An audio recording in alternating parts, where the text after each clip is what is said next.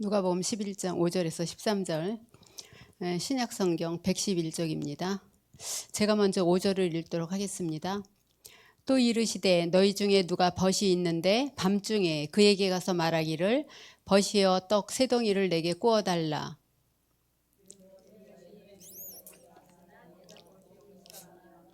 그가 안에서 대답하여 이르되 나를 괴롭게 하지 말라. 문이 이미 닫혔고 아이들이 나와 함께 침실에 누웠으니 일어나 네게 줄 수가 없노라 하겠느냐.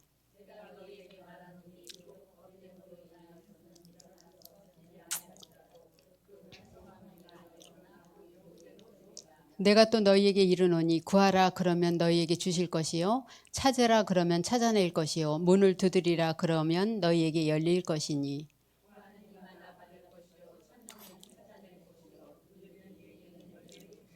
세 절 같이 읽겠습니다.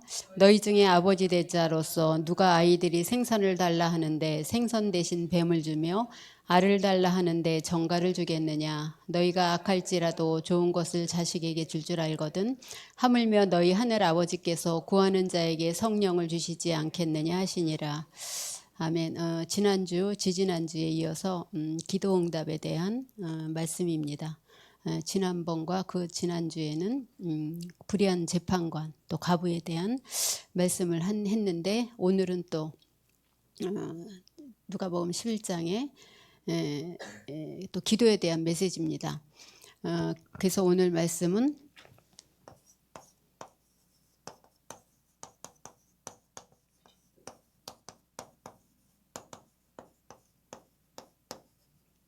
기도는 영적인 과학이다. 누가복음 11장 5절에서 13절 에 대한 내용입니다. 영적인 사람들은 메시지 들으면 힘이 나요. 이 말씀은 살아서 역사하기 때문이거든요. 평신도로서 헌신을 잘하려면 누가 뭐래도 무엇을 잘 받아야 되느냐? 기도응답을 잘 받아야 돼요. 그래서 기도는 과학인데 어떻게 하면은 기도응답을 우리가 잘 받을 수 있을까? 기도응답만 잘 받으면은 신앙생활 하는데 절대로 쉽지가 않고 기도응답을 잘 받으면 또 전도도 잘 되어지고 또 믿음 생활도 성공한다고 얘기를 했어요. 근데 안 돼요. 분명히 된다 그랬는데 뭐가 없어서 그러냐 하면 사실적인 믿음이 없어서 그렇습니다. 사실적인 믿음이 없어서 기도가 잘 안 되어져요. 오늘 본문 말씀에 누가복음 11장 5절에서 13절에 보면은 우리가 읽은 그대로 친구 집에 떡이 있는 걸 알고 친구가 와서 계속 문을 두드리는데 안 주겠냐. 있는 줄 알고 두드리는데 안 줄 수가 없단 말이죠. 첫째는 그 사람이 친구예요. 그리고 분명히 그 사람 집에 떡이 있는지 알아요. 그리고 내가 지금 너무 배가 고파. 그러니까 이거저거 생각 안 하고 있는 줄 아니까 계속 달라 그러는 거예요. 그래서 밤에 가서 계속 두드려요. 언제까지 두드리느냐. 자정이고 뭐고 없어요. 줄 때까지 기다려요. 이것이 누가 하신 비유냐 하면 예수님이 기도응답에 대해서 하신 비유예요. 그래서 우리가 하나님께 기도할 때 내게 부르짖으라. 그러면 내가 응답한다고 말씀을 하셨거든요. 그리고 두드리는 이에게 열릴 것이요 구하는 이에게 줄 거라고 얘기를 했는데 뭐냐 하면은 두드리질 않고 구하지를 않고 찾지를 않는다는 거예요. 근데 우리가 분명히 찾잖아요. 찾는데 안 되잖아요. 그것은 뭐냐면 사실적으로 믿는 믿음 그것이 없어서라고 합니다. 그래서 너희가 11장 13절에 보면은 너희가 악할지라도 좋은 것을 자식에게 줄 알거든 하물며 하늘아버지께서 구하는 자에게 성령을 주시지 않겠느냐. 이게 핵심이에요. 구하는 자에게 성령을 주시리라는 이것이 핵심이고 여기 말씀하시고자 하는 일이에요. 말씀이에요. 친구가 말로써 와서 달라 그러는데 안 주겠냐. 귀찮아서 주지 않겠느냐. 그러면서 11장 9절에 보면 구하라 너희에게 주실 것이라 그랬어요. 기도할 수 있는 능력자가 누구냐. 라는 말씀이에요. 기도 응답할 수 있는 능력자가 누구냐. 천지를 창조하신 하나님이시라는 거거든요. 우리 인생을 책임질 자가 누구냐라는 말이에요. 능력자가 누구냐.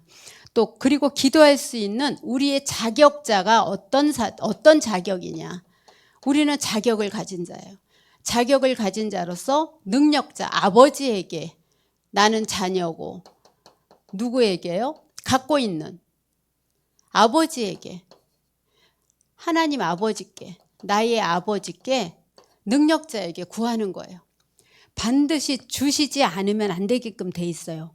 너희가 정말 이거를 믿고 구할 수 있는 참 믿음이 있느냐, 그쵸? 참 믿음이 있느냐는 말이에요. 부모가 자식에게 좋은 것을 주는데 하나님이 응답을 주시지 않겠냐라는 말씀이에요. 그래서 우리의 뇌는 생각하는 대로 되게 돼 있어요. 이게 생각 깊은 곳에 잡히게 된 게 우리의 인생인데, 생각은 잠재의 의식과 무의식 속에 들어간다 그랬어요. 그것이 내 인생이에요. 그리고 기도는 정확하게 응답이 되게 돼 있어요. 그래서 구하면 열리고 찾으면 찾게 되고 두드리면 열린다고 분명히 말씀을 하셨어요. 구하고 찾고 두드리면 분명히 열린다고 말씀을 하셨습니다. 아무리 하나님이 응답하시려고 해도 구하고 찾고 두드리지 않는다. 그러니까 문을 두드려야 열린다는 거예요. 그래서 사실적인 거라는 거예요. 두드리고 찾고 구하라. 그러면 열린다고 말씀하셨어요. 왜냐하면 주시는 능력자가 누구냐, 구하는 자격자는 어떤 사람으로 어떤 자격이 있느냐, 하면 된다는 참 믿음이 나에게 있느냐, 이것이 되어지지 않으면 우리가 오늘 끝나고도 아니면 지역 현장에서 전도할 때도 이것이 돼 있지가 않으면은 사실적으로 전도하기는 굉장히 힘든 거죠. 그래서 기도 응답은 어떻게 오느냐, 두드리면 또 구하면 찾게 되면 분명히 주신다고 말씀을 하셨는데, 하나님은 우리의 기도 속에 반드시 그냥 응답이 아니라 반드시 응답하신다고 말씀을 하셨어요. 응답. 어떨 때는 빨리 급할 때는, 하나님 나라에 합당할 때는 즉시, 어떤 기도는 말씀 받은 그대로, 말씀 받고 말씀 붙잡은 그대로, 어떤 것은 더 좋은 것으로, 나는 이것을 구했는데 하늘에 계신 아버지는 더 좋은 것으로, 자녀에게는 더 좋은 것을 주고 싶어 하잖아요. 그렇죠? 더 좋은 것으로. 어떤 것은 응답이 없는 줄 알았는데 지난 후에 보니까 와 있어요. 지난 후에 보니까 와 있어요. 그래서 주 예수를 믿으라 그러면 너와 내 집이 구원을 받는다 그랬는데 어느 날 이런 일이 우리에게 와 있는 거예요. 그때 기도했던 게 안 한 줄 알았는데 기도 응답이 와 있네. 바로 근거예요. 이렇게 기도는 반드시 응답이 오게 돼 있어요. 하나님 나라를 위해서. 근데 하나님이 우리의 삶에 대한 응답도 있지만 하나님 나라를 위해서 확장하기 위해서 하나님은 사람을 쓰세요. 사람을 쓰시는데 사람을 쓰시는 응답은 또 다른 거예요. 왜냐하면 그거는 하나님과 계약이에요. 이면 계약. 이거는 삶에 대한 부분이에요. 솔직히 얘기해서. 우리가 모자라면 하나님께 달라 그러고 병이 들면 낫게 해달라 그러고, 이거는 그런 기도인데 사명이나 소명이나 천명을 받은 사람들에 대한 기도는 뭐냐, 그거는 뭐냐 하면 하나님이 자기 나라를 영토를 확장하기 위해서 하나님이 쓰시기 위한 하나님의 계획인 거예요. 지난주에도 말씀드렸지만 이제 암이 걸렸는데 10년 만에 재발이 된 거예요. 11년이, 올해가 11년째라는 거예요. 대부분 5년 되면은 다 낫다 그러잖아요. 근데 11년이 됐는데 이게 완전히 폐까지 다 전이가 돼서 지금 이제 1년밖에 살지 못한다고, 힘들다고 이제 병원에서 이제 그렇게 얘기를 한 거예요. 아무 치료해 줄 게 없다, 이제 이렇게 된 거예요. 그래서 정말 하나님께 기도할 수 있는 기회다. 제가 가족한테 그렇게 얘기를 했어요. 붙어봐라. 어차피 1년밖에 못 사는데 하나님께 붙어봐라. 1년밖에 남지 않은 인생인데 하나님의 어떤 계획이 있는지 한번 붙어봐라. 왜냐하면 문제 속에는 분명히 하나님의 계획이 있다 그랬거든요. 그 사람이 분명히 사명이 있는데 하나님이 깨닫지 못하면 어떤 거를 통해서라도 하나님이 깨달을 수 있는 문제와 사건과 축복을 주시는 거예요. 뭐 문제 사건만 주시는 것이 아니라 축복도 주셔요. 왜 나에게 이렇게 과분한 축복을 주시지? 그러니까 믿는 자들에게 이런 축복을 전하라고 전도자로 부르셨다는 거. 뭐 이제 그런 것들도 있고, 그렇죠? 내가 어렵거나 힘이 들거나 병이 들었으면 오로지 치유할 수 있는 분은 하나님 한 분이시다. 그러니까 치유받고 하나님 나라 일을 해라. 그런 가정들이 있으니까. 그래서 언제까지 병원을 다녔나 했더니 그래도 8년까지 다녔대요. 5년 때 완치됐다 그랬는데 그래도 이제 뭐 8년인가 뭐 19년인가 뭐 그때까지는 다녔다 그래요, 병원을. 근데 왜 안 가냐 했더니 이제 완전히 낫다고 오지 말라 그래서 아주대병원에서. 그래서 안 갔다는 거예요. 근데 어떻게 2년 만에 그렇게 온몸에 다 전이가 됐냐 이랬더니 이 체질 자체가 재발이 되면은 그냥 그 자리에서 퍼지는 체질이래요. 그래갖고 어떻게 막을 수가 없대요, 재발될 때는. 그래갖고 그 상황이거든요. 근데 여기에는 하나님의 분명한 계획이 있겠죠. 이 사람의 사명이 뭐 불신자, 거의 불신자지만 사명이 불신자 상태에서 하나님께 46에 가는 사명이면 그걸로 끝난 거다. 근데 하나님 앞에 사명이 있다면 하나님을 만날 수 있는, 또 세워지는 하나님의 부르심의 시간이 아닌가라고 정말 기도하고 매달려 봐라 그렇게 얘기를 했거든요. 근데 이제 어제도 만나기로 했는데 토요일에도 저녁에 밤에 만나기로 했는데 그 시간에 극심한 통증이 와갖고 또 만나지를 못하고 자꾸 이렇게 연기가 되는 것 같아요. 아마 오늘 만날 거라고 생각해요. 온 가족이, 엄마도 이제 모여들어서 하고 있고, 어떤 사람들 같은 경우는 깨닫지 못하니까 누굴 데려가요? 옆에 있는 하나님 같은 사람을. 저 같은 사람은 저희 남편이 하나님이었어요. 남편이 기분 좋으면 나도 좋아. 내가 기분 좋으면 우리 남편도 기분 좋아. 우리 애들 둘 키웠는데 애들이 막 이렇게 짜증 부리잖아요. 그럼 제가 막 야단쳐요. 그럼 우리 남편은 말려야 되잖아요. 우리 남편은 2배로 더 야단을 쳐요, 애들한테. 예. 근데 뭐 사이도 좋고 뭐 이제 저도 상처받은 것도 없고 그러는데 하나님의 소명, 부르심의 소명이 분명히 있는데 제가 거의 39년, 40년 동안 깨닫지를 못한 거예요. 그러니까 하나님이 나한테서 나의 하나님을 데려가더라고요. 왜냐하면 오로지 한 분이신 하나님을 바라보라고. 그래도 감사한 게 제가 어렸을 때부터 엉터리지만 믿음은 있었어요. 저는 믿음으로 믿음은 확실하게 있었어요. 왜냐하면 문제만 생기면 하나님께 울면서 기도를 했으니까 영접에 대한 확신은 없었어도 믿음은 있었던 것 같아요.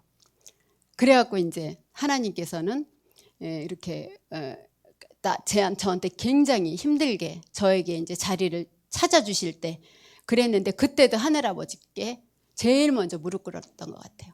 그때 하나님이 주신 말씀이 너는 내게 부르짖어라. 내가 내게 응답하겠고 네가 알지 못하는 크고 비밀한 일을 보이리라. 그래서 믿음이 없던 저는 하나님 크고 비밀한 일이 뭐예요? 그렇게 저는 기도를 했어요. 근데 정말 크고 비밀한 일을 보이시더라고요. 부르심의 소명을 주셨어요. 그래서 저는 지금도 육신적인 문제가 오면은 하늘아버지께 부르짖습니다. 크고 비밀한 일. 이걸 통한 크고 비밀한 일이 무엇입니까? 아이들 일이나 저의 건강 문제가 오면 가슴이 덜컥 내려앉아요. 그때는 제 믿음이 완전히 바닥인 것 같아요. 나는 믿음도 없구나. 그렇게 생각할 때도 이분 살아서 하나님께 크고 비밀한 일이 무엇입니까? 그렇게 기도를 하거든요. 그때 당시에는 하나님이 나를 버리셨나 그러는데 나중에 보면은 다 응답으로 와 있어요. 지난 후에 응답.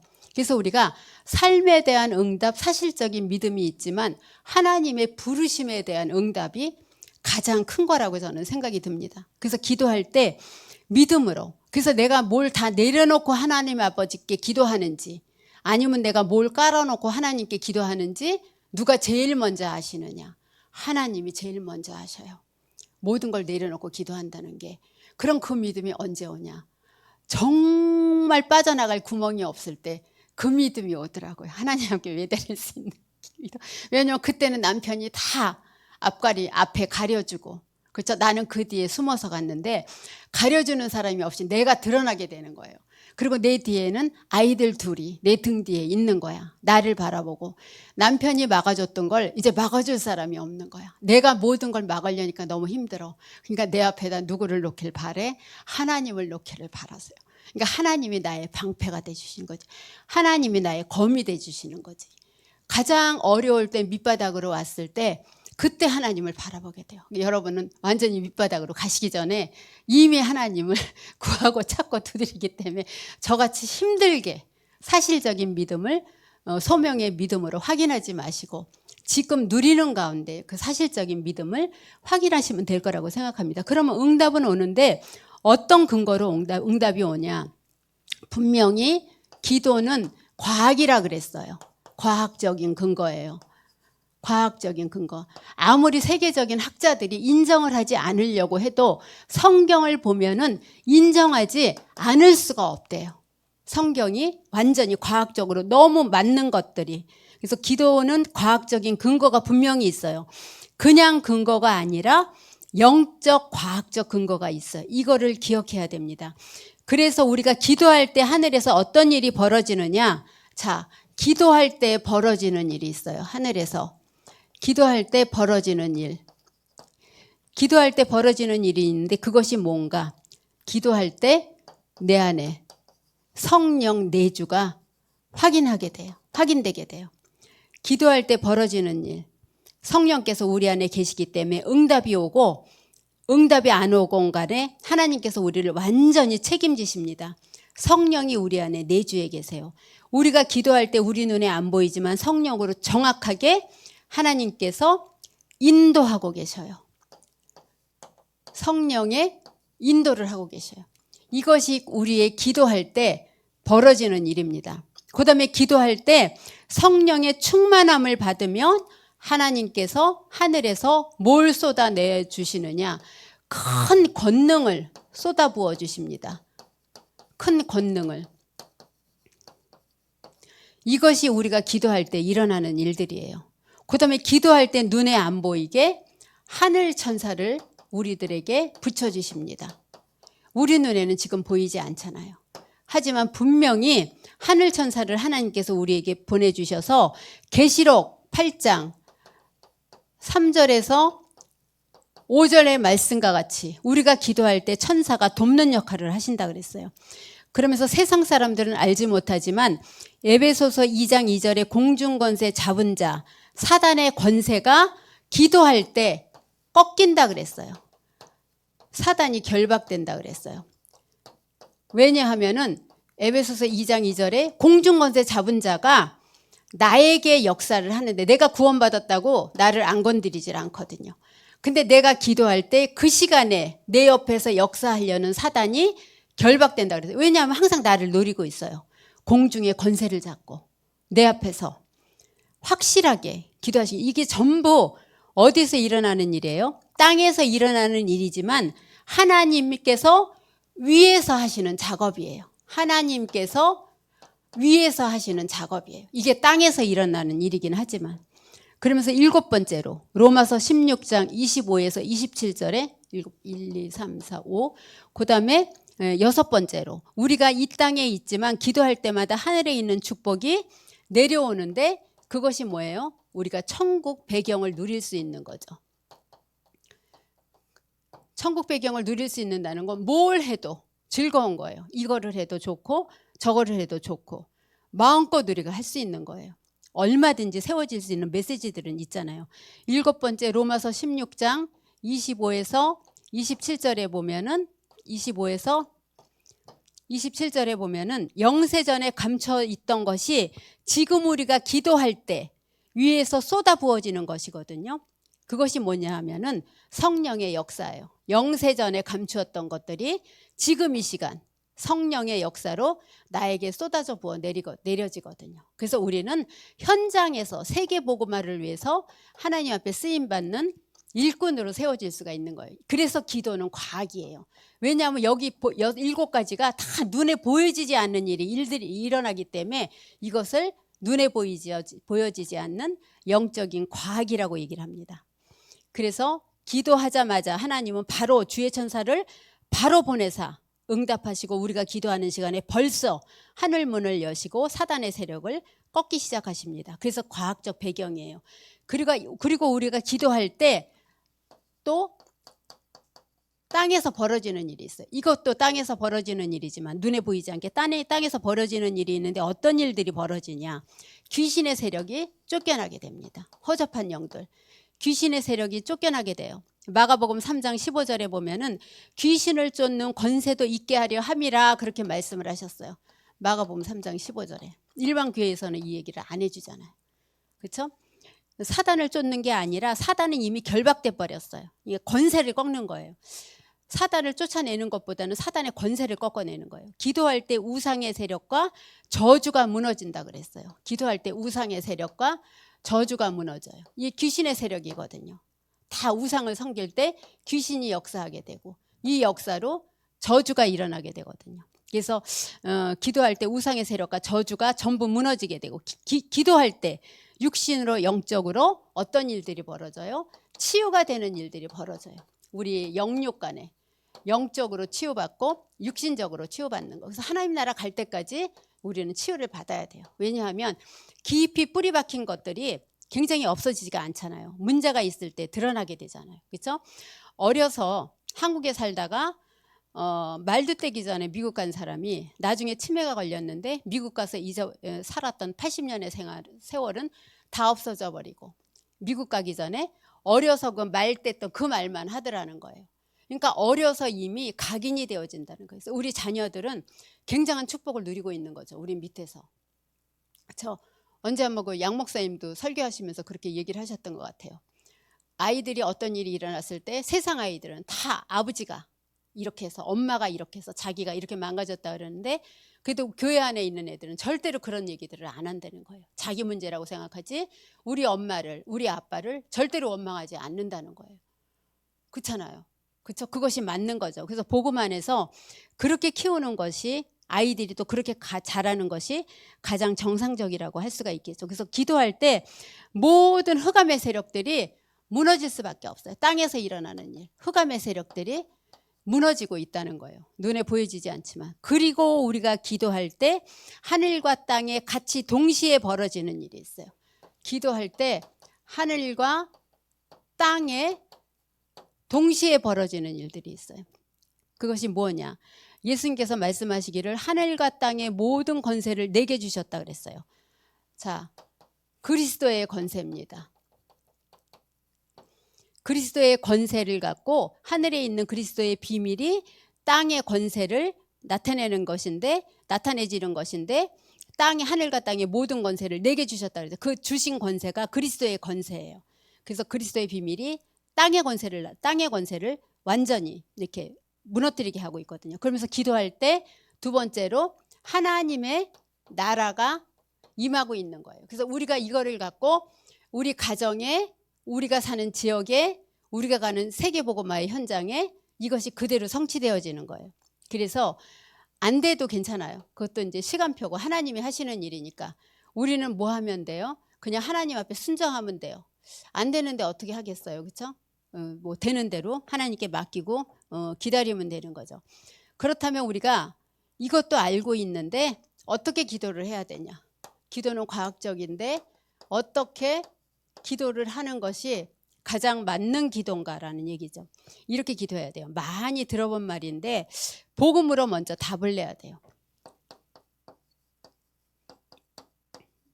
그리스도로 먼저 복음으로 먼저 답을 내야지 기도가 되어집니다. 그래서 그리스도로 답을 내야 한다는 말은 무슨 말인가? 예를 들어서 요셉이 노예로 감옥으로 갔을 때 나는 언젠간 살아서 나갈 것이다. 언젠간 형들 만나서 보복하거나 말할 수 있잖아요. 하나님이 나를 여기서 분명히 빠져나가게 하실 것이다. 그것은 올바른 기도가 아니라는 거예요. 인간적인 보통 인간 생각하고 똑같은 거죠. 이 세월이 빨리 지나갔으면 좋겠다. 그거는 일반적인 기도가 아니라는 거예요.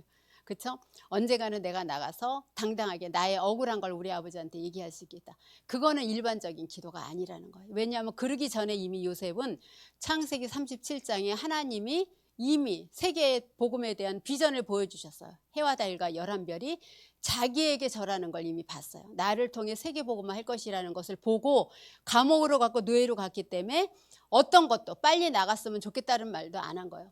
그거는 그 요셉의 생각이에요. 그렇죠? 감옥에 있을 때 자기가 이제 꿈을 해석해주고 나가면 장군이여 나가면은 나를 잊지 말라 그랬잖아요. 근데 성경에 보면은 요셉을 잊었다 그랬거든요. 그건 하나님의 뜻이 아닌 거예요. 그러면은요.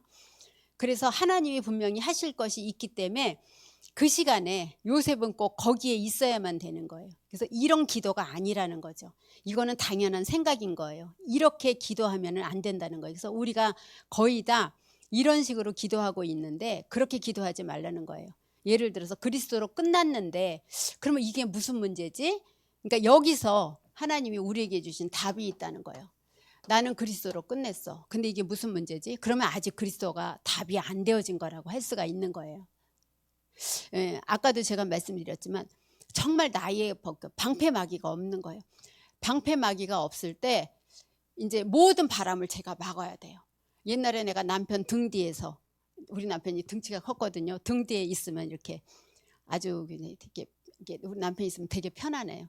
모든 걸 다 해주니까. 그리고 이제 뭐를 사오면 맛이 좀 이상하잖아요. 약간 이상해. 그럼 당신이 먹어봐. 그렇게 얘기하거든. 당신이 먹어봐서 괜찮으면 우리도 먹을게. 그러거든요. 그리고 이제 닭을 사와요. 그러면 무조건 다리는 내 거. 그래요. 근데 너무 당연하게 생각해요. 그렇게 생각하던 바람막이가 어느 날 없어진 거야. 내가 다 막아야 돼, 이거를. 내가 먼저 먹어보고 상했나 안 상했나 먹어보고 우리 아이들한테 줘야 되고, 내가 먼저 칼바람도 맞아야 돼. 우리 애들이 칼바람을 맞게 할 수는 없잖아요. 이게 세상이 겁이 나는 거야. 그러니까 어떻게 돼요? 거기서 납작 엎드리는 거야. 하나님, 내가 이 시간에 말씀 붙들고 부르짖습니다. 하나님의 어떤 계획이 있습니까? 그렇게 되더라고요. 완전히 내려놓을 때 그때 하나님이 역사하시는 것 같아요. 그때부터 지금까지 뭐 제가 저희 남편이 40살이었고 제가 39이었으니까 그러면 그때부터 지금까지, 지금 얘가 67이니까 27년 동안 그런 삶을 산 거예요. 하나님이 막아주는 삶. 그래서 동북교회를 처음 왔을 때 김동원 목사님이 김정아 권사 다 제가 이제 여기 와서 권사도 받았어요. 그러니까 집사였어. 김정아 집사. 지금 애들 책임지고 싶지? 책임질 거지? 네, 제가 책임져야 돼요. 그거 김정아 집사가 할 수 없어. 하나님께 맡겨. 네, 알겠습니다. 그리고 안 맡겼어요, 제가요. 20년은 안 맡긴 것 같아. 그러다가 어느 날 얘네들 인생은 얘네들 인생이다. 지금 하나님이 데려간다 그래도 그거는 얘네들의 인생이다. 지금 하나님이 나를 데려간다 그러면 얘네들만 남는데, 옛날에는 그것 때문에 제가 죽을 생각을 못 했거든요. 전에는 막 이제 난 죽을 거야 그랬는데, 오히려 아이들 데리고 둘이 되면서 하나님, 나 지금 죽으면 안 돼요. 내가 죽으면 얘네들 고하잖아요. 중학생이잖아요. 그러니까 정말 제가 우리 가정의 주인이 돼서 씩씩하게 산 거예요. 근데 너무 힘들어. 그렇게 붙들고 있다가 어느 날 하나님이 내려놓게 하세요. 얘네들 인생이고 아빠 없는 인생은 이미 준비된 인생이야. 하나님이 책임져 나가실 거야. 어느 날 그게 완전히 내려나죠. 여러분들이 완전히 내려놔진다는 건 쉽지 않을 겁니다. 그리스도로 답이 났는데, 근데 왜 안 돼? 아직 이게 답이 안 됐다는 뜻은 뭐냐면 내가 완전히 내려놓지 않았다는 거예요. 아직은 내가 칼바람을 맞고 있다고 생각을 하는 거예요. 내가 싸우고 있구나라고 생각을 하는 거예요. 하나님이 나 대신 싸워주시는 걸. 그쵸? 그 존 버년이 쓴 그 철로역정에도 그렇게 나오잖아요. 이제 저까지 올라가니까, 근데 이제 효시라는 사람이 이제 뭐 선생인가 그런 사람이래요. 조끼를 주잖아요. 조끼를 선물 받았는데 그 조끼가 뒤에가 없잖아요. 그쵸? 그러니까 돌아서면 자기가 찔려 죽는 거야. 근데 이상한 건 그 아볼로온인가? 그 사탄이 계속 자기를 찌르는데 안 죽는 거야. 그러니까 어느 순간 이걸 깨닫게 돼. 처음부터 아마 이 순례자가 아무리 찔러도 안 죽는다는 걸 알았으면 그렇게 싸움은 안 했을 거예요. 영적인 싸움이건 육적인 싸움이건. 찔려서 죽는 줄 알았는데 어머, 자긴 멀쩡한 거야. 이 조끼는 돌아서지만 않으면 안 죽는구나 라는 걸 알고, 이제는 안 죽는다는 확신을 알고 이제는 그 마귀를 자기가 찌르는 거예요. 그러니까 마귀를 찔러서 마귀가 죽게 되잖아요. 자기는 아무리 찔러도 안 죽는 존재야. 그것이 어떤 존재냐? 하나님의 자녀인 거예요. 내가 칼바람을 막는다고 생각하지 말고 전신갑주예요. 그게 흉배예요. 의의 흉배. 의의 흉배는 아무리 사단이 와서 나를 찌르고 적군이 와서 나를 공격해도 의의 흉배는 그 칼날이 내 속에 들어가지 않는 거야. 그걸 알면은 영적으로 싸워도 마귀하고 싸워도 지지가 않는 거지. 그걸 깨닫는데 하나님이 처음부터 그걸 깨닫게 하면 좋은데 싸우는 과정에서 깨닫게 되는 거예요. 순례자가. 우리도 마찬가지잖아요. 내가 우리 아이들을 뒤에 숨겨놓고 내가 맞서서 싸운다면 내가 얼마나 힘이 들겠어요. 그렇지만 하나님을 앞세워서 내가 그 성령으로 의의 흉배, 아무리 찔려도 죽지 않는다는 그런 믿음을 갖고 현장에서 싸우다 보면은 그것이 바로 그리스도로 답냈다는 거지. 나는 답이 났는데 나는 왜 힘들어요? 그거는 아직은 답이 안 난 거예요 라고 생각을 한번 해보시기 바랍니다. 혹시 답이 났는데 제가 이렇게 얘기하는 거라면 너무 죄송하고 믿져야 본전인데 내가 아직 답이 안 날 수도 있겠구나. 그렇게 한번 생각해보고 영적 싸움 하시기 바랍니다. 우리가 다 이런 식으로 기도하잖아요. 다 끝났는데 이게 뭐지? 거의 다 알고 있어요. 많은 사람들이. 그래, 예수는 그래서 그게 답이야. 다 알고 있어. 근데 거기서 놓친다는 거예요. 정말 나에게 이런 일이 생겨도 내가 예수는 그래서 답났다고 할 수가 있나? 라고 한번 생각해 보시기 바랍니다. 이게 되어져야지 제대로 하나님이 주시는 기도 제목이 그때서야 나에게 온다는 거예요. 그러면 내 인생의 목표가 완전히 달라지게 된다는 거지. 이런 기도 제목. 그리스도는 모든 문제 해결자. 끝났어요. 형이 아까도 얘기했지만 노예로 판 것이 아니다. 이게 중요하다. 그러니까 바로 하나님의 계획이고 그것이 이제 답이 나온다는 거죠. 그래서 여기서 기도 제목이 쌓이기 시작하고 이래야만 제대로 기도가 되게 돼 있는 거예요. 억울하면 안 되는 거죠. 그게 억울하면 안 된다는 거죠.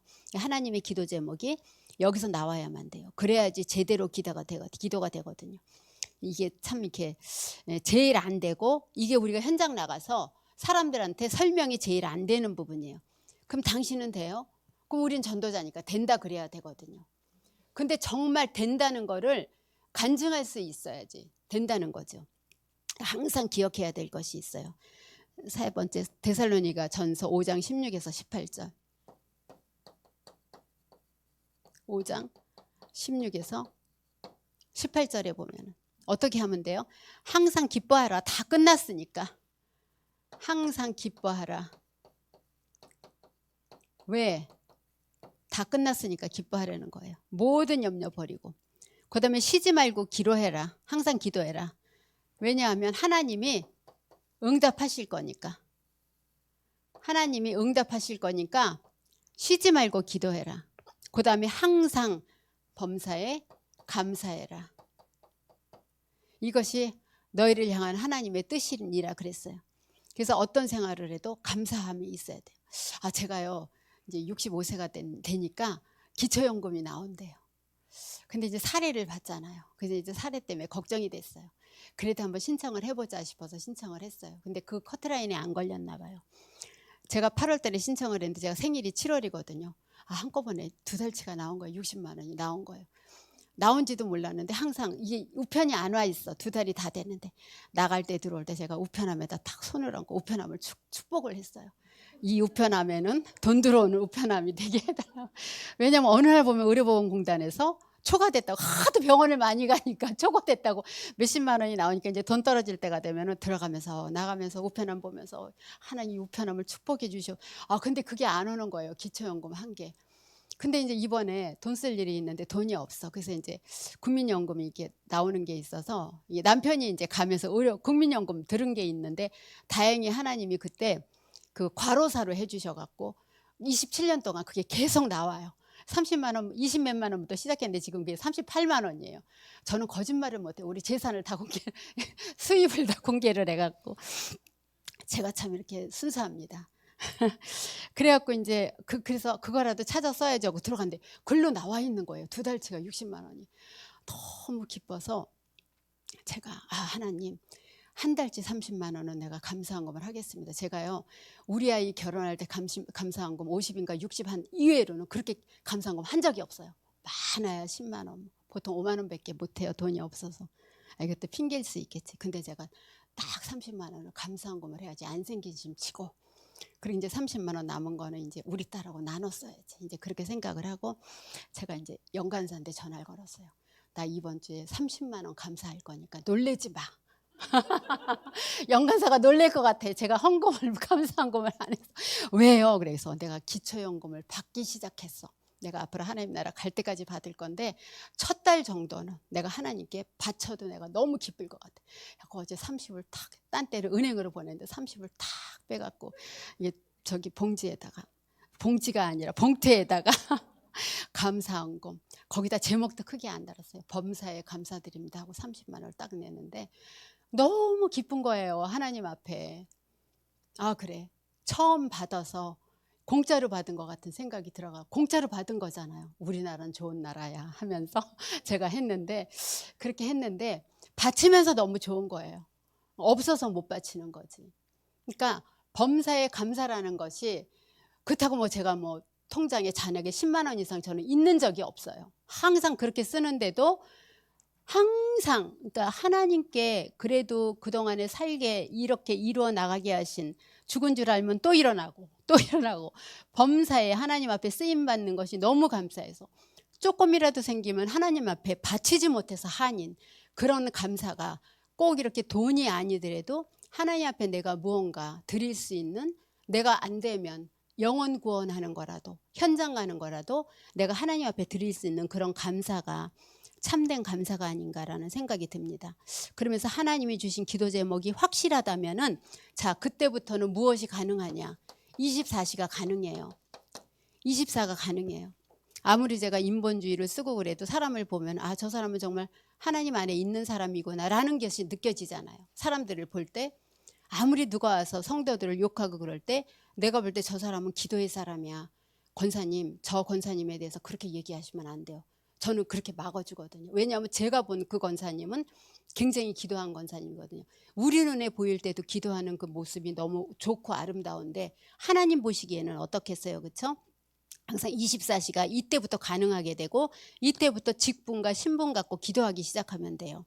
그래서 우리 중직자들은 가이오 같은 그런 축복을 누리시기 바랍니다. 가이오 장로와 같은, 그렇죠? 굉장히 바울이 극찬을 했잖아요. 모든 중직자의 식주인, 그렇죠? 식주인뿐만 아니라 뭘 못하겠습니까? 그다음에 권사님들은 브리스가가 받은 그런 축복을 누리시기 바랍니다. 그런 축복을 달라고 하나님께 기도하시기 바랍니다. 그다음에 우리 안수 집사님들은 초대교회 중직자들처럼 전도 제자가 되기 위해, 전도 제자가 될 수 있는 그런 안수 집사의 축복을 받아야 되고, 남편들이 안수 집사이신 분들은 그렇게 가서 전달해 드리면 됩니다. 초대교회 중직자들이 전도 제자로 쫙 깔렸는데 이 축복을 누렸었거든요. 평신도들은 로마서 16장, 평신도들은 로마서 16장 25에서 27절에 영세전에 감추인 축복이 있습니다. 영세전에 감추어졌던 그 축복을 삶과 전도 현장에서 쏟아부어 주옵소서, 그렇게 기도하시면 됩니다. 이것이 제일 큰 축복이에요. 로마서 16장 25에서 이 축복을, 하나님 영세전에 감추어진 그 축복을 나에게 쏟아부어 주시옵소서, 이렇게 기도하면 됩니다. 이게 올바른 기도고 기도 제목을 잡는 방법입니다. 나한테 맞춰서 병들었다면 그건 끝난 거예요. 완전히 그냥 기도하시기 바랍니다. 그런데 왜 병들었냐? 성령 충만 안 받으니까. 성령 충만 받으라는 하나님의 시간표라고 생각하면 됩니다. 그 다음에 마지막으로 하나님이 주신 복음 안에서 일어나는 하나님이 주시는 응답이 있어요.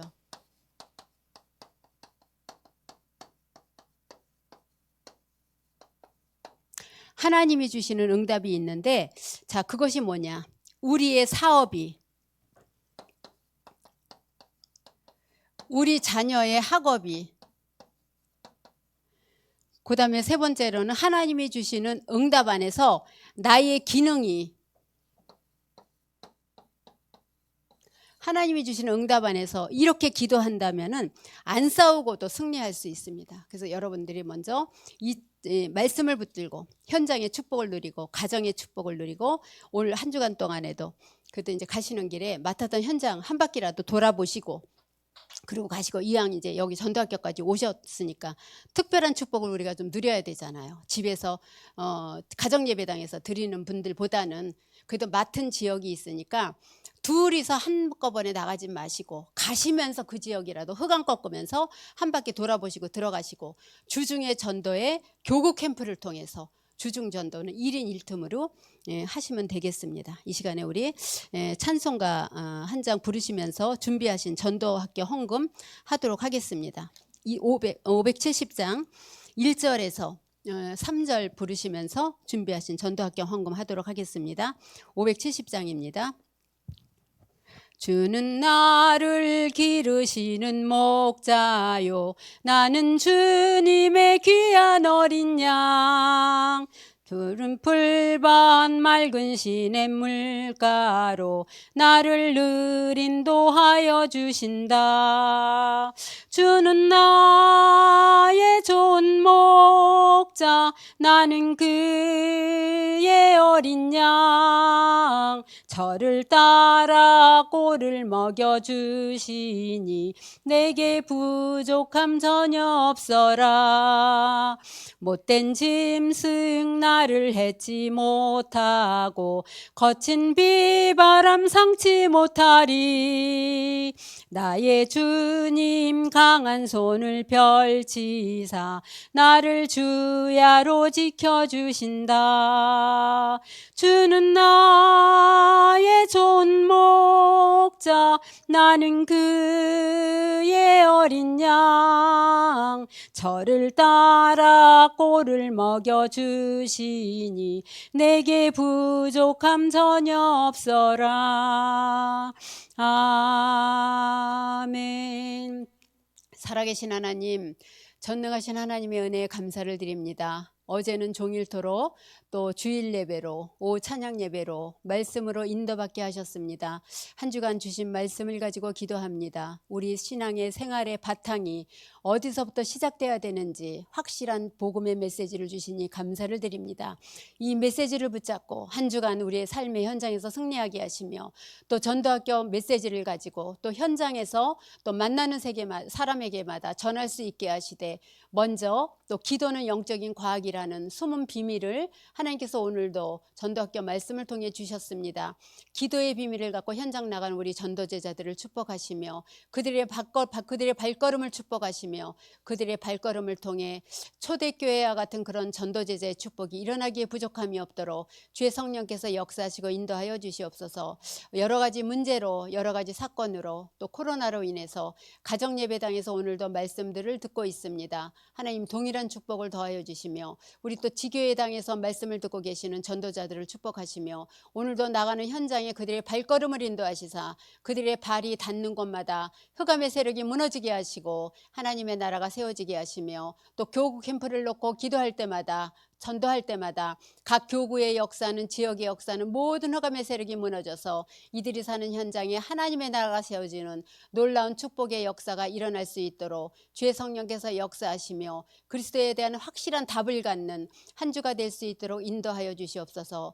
지금은 오늘 그냥 오지 않고 하나님께 드리는 손길들을 축복하시며 가정마다 경제 축복이 넘치게 하시고 흐르고 참고 넘치게 하셔서 전도와 선교에 가장 유익하게 아버지 안에 그 가정이 경제로도 쓰임받는 역사들이 헌금 바친 손길들 가정마다 일어날 수 있도록 인도하여 주시옵소서. 지금 우리를 구원하신 예수 그리스도의 은혜와 하나님 아버지의 무한하신 사랑하심과 성령의 내주인도 역사하심이 이 자리에 모인 모든 전도자들 머리 위에 지교회당에서 말씀 듣는 전도제자들과 가정예배당에서 말씀 듣는 이들 위에 현장을 걸어다니는 현장 전도자의 발걸음 위에 이제로부터 영원토록 항상 함께 계실지어다.